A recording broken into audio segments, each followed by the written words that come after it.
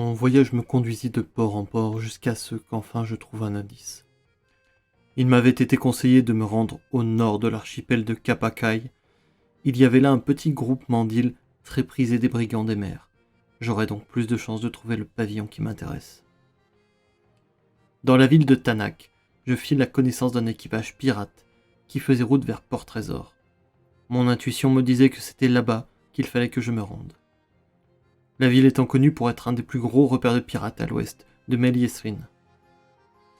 J'avais dû négocier ferme pour me faire accepter à bord et payer un prix exorbitant pour une traversée si rapide. Ces villes pirates ont dû profiter de leur situation pour faire gonfler un peu les prix. Ils savaient que je n'avais presque aucune chance de trouver un autre navire qui accepterait de m'emmener là-bas. J'embarque donc sur le Crisis, fier navire faisant route vers Port-Trésor. Les premières semaines de trajet ne sont pas particulièrement intéressantes à décrire. Je passais la plupart de mon temps à regarder l'horizon et à méditer. L'équipage semble être...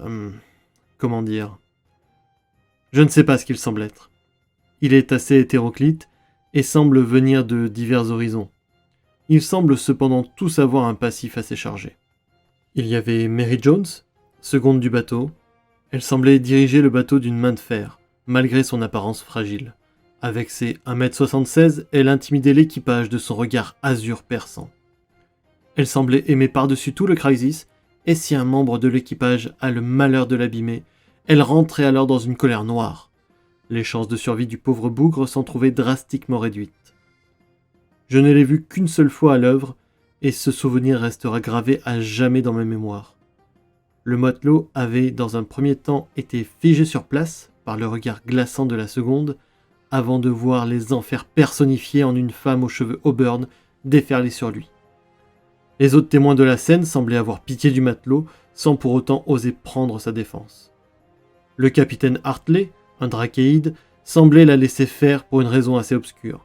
Je suppose que c'était sa manière de commander. Mary semble s'acharner tout particulièrement sur le canonnier de l'équipage, un dénommé Clay, un humain visiblement fainéant, qui laissait Mary faire tout le travail de commandement. C'est avec Verda, une drachéide bleue, maître d'équipage et femme du capitaine, que j'avais réussi à négocier mon passage. Lorsque je l'ai abordée, dans le port, elle était accompagnée de Kuro, un tabaxi mâle, ainsi que de Peng, un oiseau qui semblait ne pas quitter Kuro d'une seule semelle. Les yeux de cet homme-chat m'ont semblé me scruter tout au long de l'entretien, comme s'il cherchait à lire en moi. À bord du bateau, j'ai rencontré le reste de l'équipage. Je fus étonné de voir en Equinox et en son frère jumeau Mistral 2 génasies. J'avais bien sûr entendu parler de ces hybridations issues de génies sans en avoir pour autant rencontré par moi-même. Le sentiment étrange qui se dégage des génasies n'était pas une légende. Je pouvais le sentir lorsque je me tenais proche d'eux.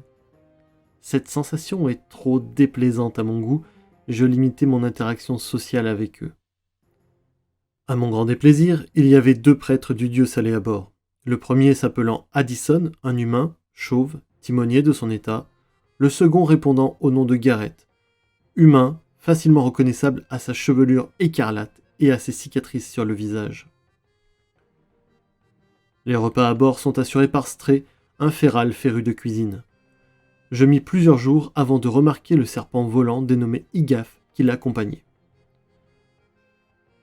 Avoir une forme de serpent volant pourrait m'être utile un jour. Si j'ai le temps pendant la traversée, j'essayerai d'acquérir cette forme.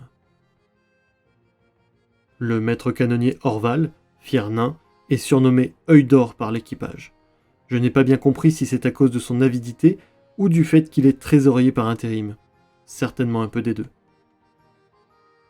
Le reste de l'équipage se compose de Burl, demi-orc charpentier, des alphelins Ina et Winter, respectivement Calfat et voilier, de la chirurgienne Amy, une elfe à l'humeur légère, de la quartier-maître Dosia, une humaine comparable à une rose, douce en apparence, mais qui pique si on s'en approche de trop, et pour finir Trip, artilleur. Bien que présent dans la majeure partie de l'histoire que je m'apprête à vous narrer, ils prirent que peu part aux événements principaux de celle-ci.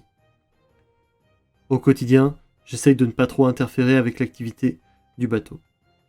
Il a été compliqué de me faire accepter à bord, ce n'est pas la peine que je sois un poids de plus à traîner. Il m'arrive d'arpenter le pont la nuit pour mettre en ordre mes pensées. Cela me rappelle mon adolescence quand j'ai rencontré... Enfin bref. Au bout de quelque temps, un peu plus d'une semaine de trajet peut-être, une sirène nous a rejoints et semble s'être entichée de l'équipage. Principalement de Peng, l'oiseau de Kuro. Elle se nomme Alisa et dit avoir 90 ans. Mais elle ne semble pas en avoir plus de 12 ou 15.